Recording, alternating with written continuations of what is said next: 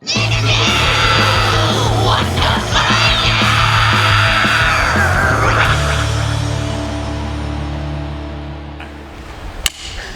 up? This is Indey and Liam from Windwaker. And you're lit. And hang on, let's do that. How you going, mate? This is Indey and Liam from Windwaker. And you're watching Interview Under Fire. Get it up, yeah. What's up? This is Indey and Liam from Windwaker. And you're watching Interview Under Fire. What's up? This is Liam and Indey from Windwaker. And you're watching Interview Under Fire. Bam. With the venom flow, hate is not a step to me, but that's its unoriginal. They are barely touching me, my style is so supreme. 1, 2, so let me tell you real strong.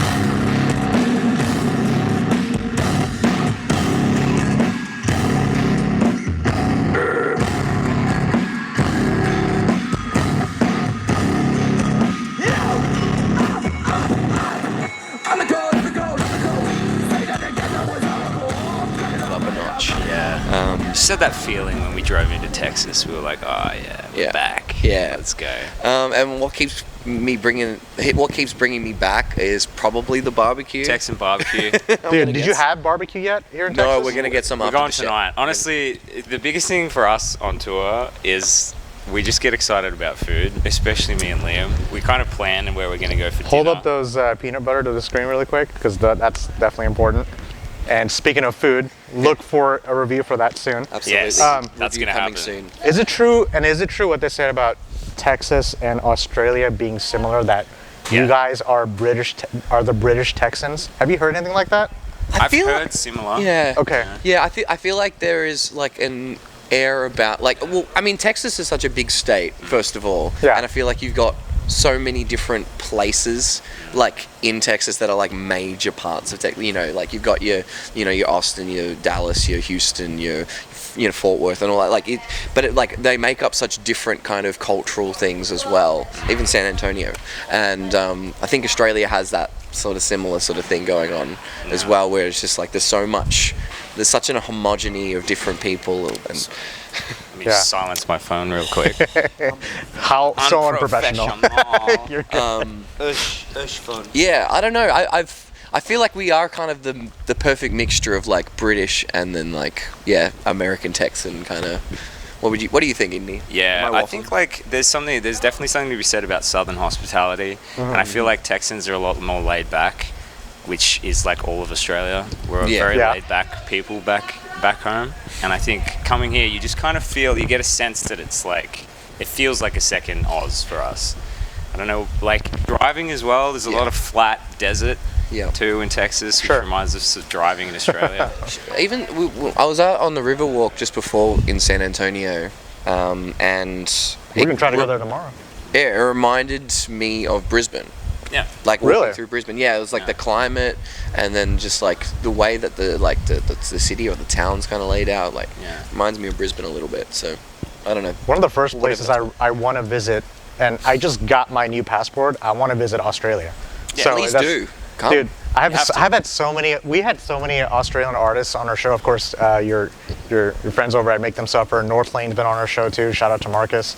But they're like, dude, you have to come to Australia. Please. It's like the one thing for any Texan. Like if they were able to visit any country outside of the U.S. Australia I always hear is a popular destination for that. But speaking of destinations, have you guys been to a beautiful place called Buc-ee's yet? Oh, dude. Yeah. Please give us your review. It was our like mental health space last time we were here. It's just like, a happy place. We had to just go there just for our mental health. Yeah. Very true. We went there on stopping on the way here.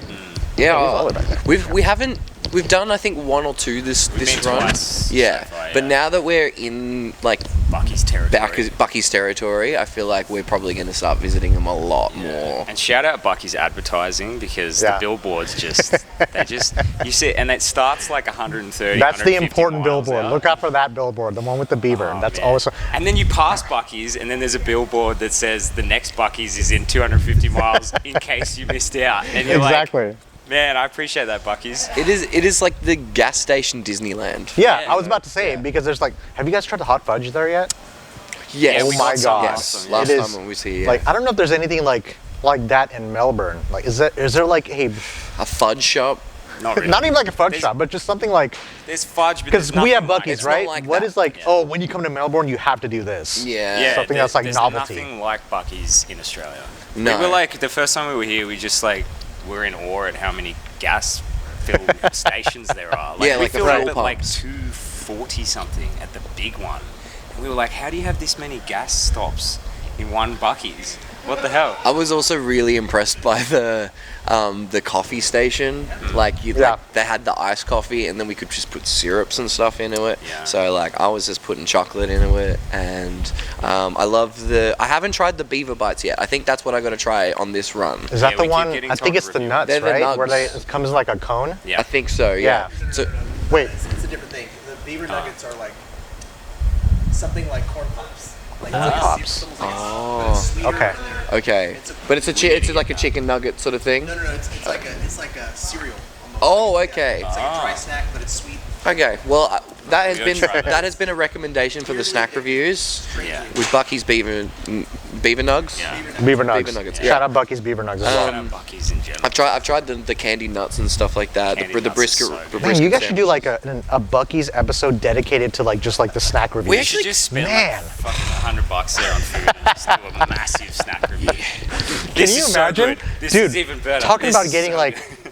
So we're gonna put this out for everyone to see. Yeah. Buc-ee's, please sponsor them. Yes, Dude. I want Buc-ee's merch. Our TM, Jaden, Yeah. is like the biggest Buc-ee's fan. The first time we were there, he disappeared in Buc-ee's. We all went back to the RV and he came back 20 minutes later covered in Buc-ee's merch. I think he spent $120 So on merch. I bought the Buc-ee's beaver costume that I wore for Halloween last year. so So the buddies over at Polaris, Yeah. also something about Australians, man. I just Yeah. love y'all. Just They pissed off they a lot of performed them. at Halloween a year and a half ago, and they were dressed in all Buc-ee's attire, like Yeah.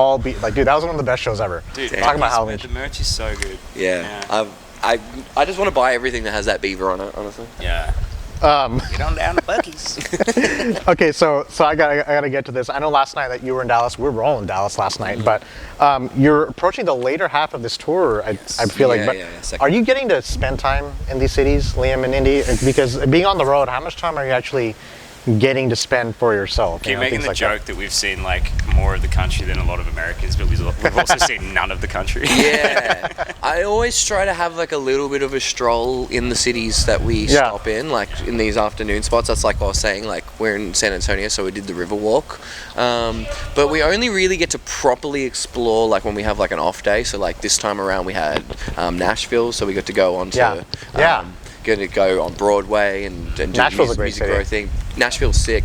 I've only ever seen really Manhattan in New York, so I would love to have a bit more time there and see some of the other boroughs. But yeah, It's wherever we have an off day is when we get to see something. Yeah. Usually, we kind of get a little bit of a break after sound check if we want to like run out somewhere, but usually that's spent like going to the gym or showering. At the same time, you're going through all these like climate changes because the United States, like from East Coast to West Coast, Dude. like it can go from 20 degrees all the way up to whatever it is you have now. Yeah. exactly. So and We packed for like minus 20 Celsius, and then I was just out there playing basketball with my shirt off. You know? Yeah, So, like, exactly. it's just- now here's the thing. This tour is right after your Hyperviolence tour you guys just did in Australia. I feel like you guys just got back and here you are on the road again. I mean, obviously there's like the physical and mental hurdles of going on these multiple runs like you guys do, but you guys have been doing this for years, especially you, Indey, and throw a pandemic in there as well. But are you itching to go back out on the road? Like, let's say this tour is over. Like, how do you switch it off again? In your home. We get bored at home. I don't know. Like, I like being at home. I like relaxing stuff. But like, you go home and you go back and you like most of us still have other jobs as well. So Yeah. it's not Sure. like it's relaxing to be home either. No, like I guess getting to go home is great because you have your family, and you get to be in your sort of comfort space. Sure. And it's a good time for, at least for me, like working on creative stuff. But as far as like, I love being on the road. I love doing American tours because it's just like, it feels like a genuine 9 to 5, like in music. I could tour America like constantly. I think it's so much fun.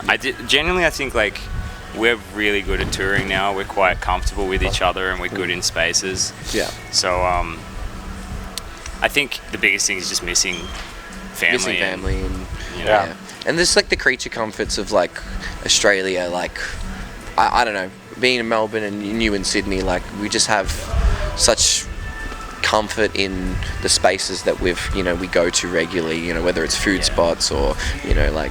We love Australia. We do love Australia. We're very proud to be. I love Australia. I haven't even been there, but it's so we got about 10 minutes. But I got a couple things I got to get off my chest. Yeah. Why is Vegemite so popular? Vegemite? Yeah. Because it's delicious. so good. Do you have any with you? No. I have some actually. Oh, you do? You Okay. have some? The trick is to not use too much. I find like Americans are like, oh, it's disgusting. Is it a like, snack? And then you see what they've done and they've slathered it on like 'cause we do it Nutella. the way that we do condiments. Yeah, Yeah. you can't. You gotta Yeah. like, you scrape it on like little, It's not like Nutella and it's not like jelly. Like it's yeah. You gotta think of it like a seasoning for your toast. And you know? also- It's not a spread, Okay. it's a I don't know if seasoning. It's like I don't know if Americans use butter with it, but like you gotta have Gotta some. have butter. You gotta have butter and then yeah. Just, Oh, we can like, try that, if you actually, wet so. you toast the bread, right? Yeah. To your liking, you wet it with butter, like so much butter, and then you scrape on Yeah. some Vegemite. Chef's kiss. That shit slaps. And cheese as well. Like add cheese, Vegemite and toasties. cheese. Grilled cheese with Vegemite will change America. Yeah. Man, you guys should just have a cooking show at this point. Just like the I'm very amount of food that we've talked about already. I'm very passionate about food. We love food. It's my second passion. I have to ask about this. So I'm going to talk about Liam for a second, okay? Sure. Okay, so Indey, I want you to hold that mic pretty firm because here's the thing. Liam took over after Will King departed, and he's known for his work in Love Language, which I still jam that today. Yes. I still love that album. When Left in the Dark dropped, okay, it took everyone by the throat, me included. But then I figured out that you actually came back into the band. I feel like this is what Windwaker was meant to sound like in the end. Again, I'm just one opinion out of millions of people. Sure. And shout out to Connor Robbins also, who also does the synths. Yeah. But I'm gonna ask you, what new element does Liam bring, or maybe even brought back into the lineup that the band may not have had before? Because it feels like a rebirth after Love Language, or am I just when saying Liam that? left, originally we lost. I mean, Liam's the only one with a music degree in the band. Like he's like technically Okay. very capable as a musician. He's got a degree in music. He knows Okay. theory really well. So like we lost that element to our writing when he left. And then when he came back as a vocalist, we gained that, and then we also gained like all of the hip hop elements, because Will introduced hip hop elements into it, Right. music, obviously. And Liam is like the hip hop guy, and when he came in, he kind of took on the hip hop elements and like extended it as far as you could go, kind of. Yeah. And I think that's become a really big part of our sound now. Yeah. So I would say like that's the biggest thing. Like as a writer, it changed the band, you coming in. Definitely. Well, I first noticed that last year when I first actually saw Liam on stage, Yeah. and you guys absolutely crushed it. So I'm just thinking, the chemistry between you guys on stage, it's like second to none. I don't know if you guys had that connection. And I'm not knocking Will at all. Will's a great dude. Oh, dude, he's but it's like I'm seeing a amazing whole vocalist. different form of energy that you guys may not have had before. Yeah. So I wanted to ask about that. But Oh, dude, it was just I think where Windwaker was always meant to sound like this. yeah. It just took a while. We had to find that, and we had to get there. What You know. what I love about Windwaker's music, I feel like I could mosh and slow dance to your songs at the same time. We Yeah, always also, say, did you bring your dancing shoes? Yeah. and here's the thing, I know Make Them Suffer is here as well, but shout out to like the synths people. Like I feel like Yeah. every band needs a synth person, Yeah, right? dude. You guys have Connor, Yeah. and then Alex is with Make Them Suffer, so it's like kind of like checking off that mental checklist for when it comes to having the post-hardcore, symphonic deathcore in a way sort of It's like adding element. to like the new modern sound of metal. Yeah. I It's think. an evolution for sure. Yeah. Versus doing it non-track. Yeah. I was talking about this last night. It's like I love having that being a more live component Sure. to our music rather than just relying on tracks. And then, of course, with this tour with Like Moths to Flames and then Aviana, I mean, this is an important tour for a lot of metalcore fans because you got some veterans and some up-and-coming artists Yeah. who are all blended together, so it's cool to see. What are we doing on time? It's probably Probably time to wrap it up. Well, Here's the thing, guys. Chill if you want to if you got anything You else. got more questions? Oh, dude. You said no more questions? I said no. If you've got more questions. Yeah, if you want to keep going. Well, here's the thing. I ask a lot of questions about chemistry between members of the same band. Yeah. Which, because I find those stories really interesting. But in this case, I want to talk about the chemistry between the different bands on this tour, like the ones I just mentioned. Oh, dude. Like I said, there's some history in there because of course, Make Them Suffer being from Australia. Yeah. Do you think it takes chemistry to make tours like this work? And if so, absolutely. What kind of chemistry do you take with you out on the road? Yeah, I think it's important for us to really connect with the bands we're touring with from the get-go. We always make an effort to kind of hang out when we can, especially if we don't know each other. This is the first time we've met Aviana, and now we're homies with them. Yeah. I was just playing basketball. Dude, those guys are outside. so those Same guys with are so Like cool. Moths. Same with Like Moths. We'd never knew them before. And those guys have been around for a while. Yeah. And I've seen them support bands like Era and who am I thinking of? They've toured with so many other bands too. I'm thinking of Monster Flame. They were with August Burns Red 2 years ago. I forget what it was. But anyway, sorry, go ahead. But even them, we'd never met them before. Obviously, we enjoy their music, but actually getting to know them and stuff like that's what's great about US tours compared to Australian tours. Yeah. Is there's just so many more dates for that ice to get broken and to develop that chemistry. And I feel like the cities are all on the coast in Australia, so it takes longer to. It takes longer to get to them, and there's only maximum 8 dates on an Aussie tour. Just go to the Outback. So yeah, shows in the Outback. Well, unless you do a regional tour in Australia, then it kind of becomes like an American tour. A little bit. That's rare, and you can do them once every couple of years. So. Yeah. But and then Us and Make Them Suffer go way back. Yeah. So. Well, Indey's did a music video for Make Them Suffer. Yeah, I've shot a music video for them. I did Which Contraband. one? Contraband? Yeah, the Contraband music video. That was you? Yeah, and I also was in the Bones music video as the scary dude. So oh my god, dude. Yeah, so god dang it.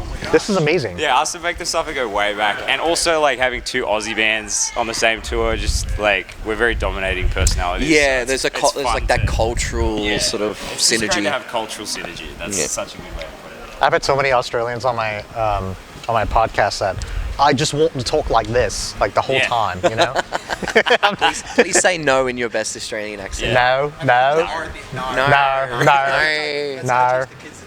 got so big on TikTok. It did. No. What was the? I just saw Nosferatu. Nosferatu. Yeah. So you guys have obviously, to me, you guys haven't made a name for yourselves, and especially in recent years. From when all this started to where you are now, hear me out. Your music just continues to evolve, okay? You're taking metalcore, even new metal, to different and higher levels. I mentioned the bands that you've all obviously already toured with, and signing with Fearless Records. I mean, shout out Fearless.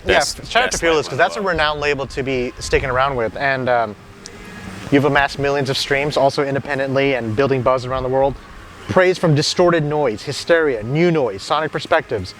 And if my math is correct, 10 years roughly with Windwaker, maybe a little bit. Yeah, we moved to over Melbourne in 2015, so it's been almost 10 years. And I feel like you guys have also one up yourselves with the new songs and the challenge to keep things fresh after 10 or so years. The lineup changes and so on and so forth. Maybe even for you, Liam, but Indey, do you ever stop to look back on how far you've come individually? Yeah, I was thinking that the other day actually. I do a little tour log every now and then, and I was just kind of reflecting, because it's hard sometimes to appreciate how far you come, especially when you still see so far to go. I think we're at a level now where we're quite proud of where we've gotten to, but we're us as a band, we're very we have high targets to hit, and I think you kind of forget sometimes how far you've come when you're aiming so high. So it's good to step back and just see that and be wow, we've actually done a fair bit. And absolutely. Especially what you just said. I was I didn't even know all of those reviews and shit. No, and it's still going too. Yeah. So I mean, I think it's important to celebrate your successes along the way, and you're seeing results, dude. Let me remind you guys, okay? Yeah. So maybe even take this moment to celebrate it, because you can go on this breakneck pace and not really have a chance to look back.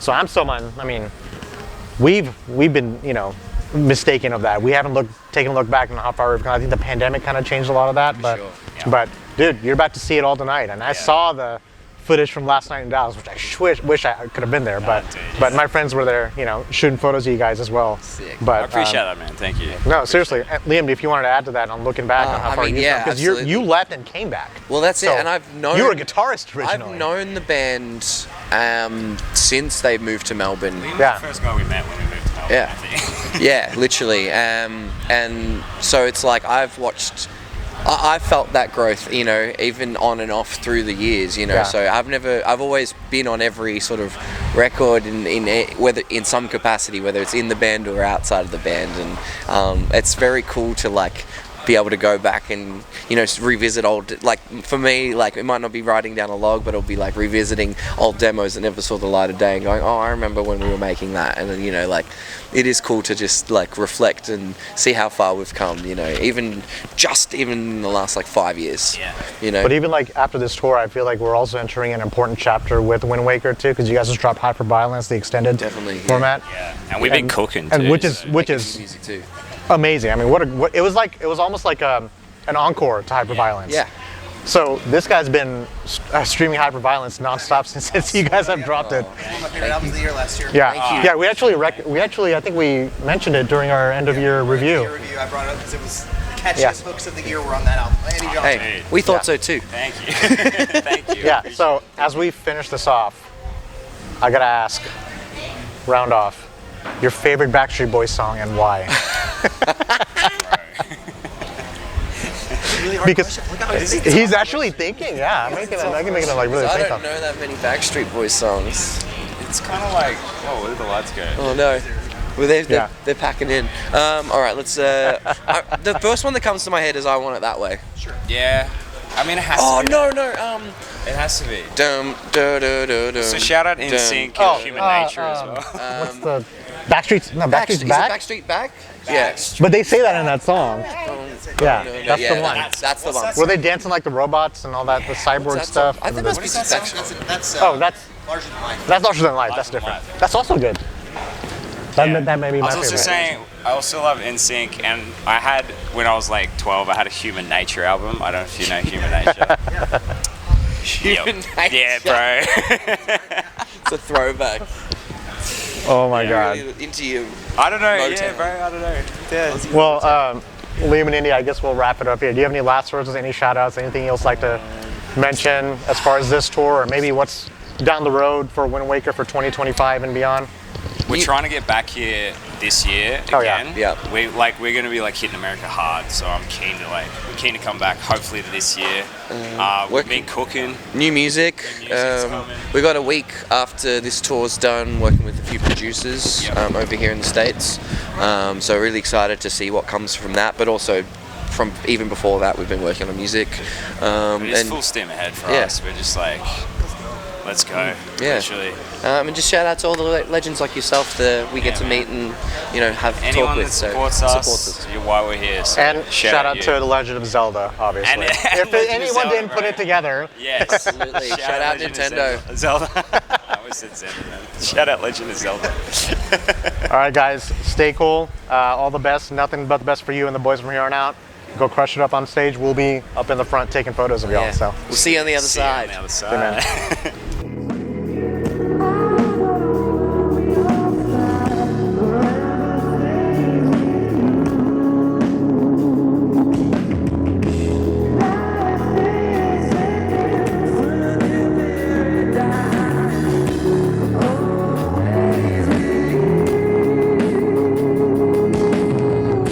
Hey guys, thanks for listening to Interview Under Fire podcast. If you guys liked what you heard, please subscribe and share our channel. And please leave a 5-star review, as that helps us tremendously. If you'd like to check out more, visit www.interviewunderfire.com or our social media channels on Facebook, Instagram, and YouTube. And finally, we want to thank you all for the support you've been giving us. Keep it burning.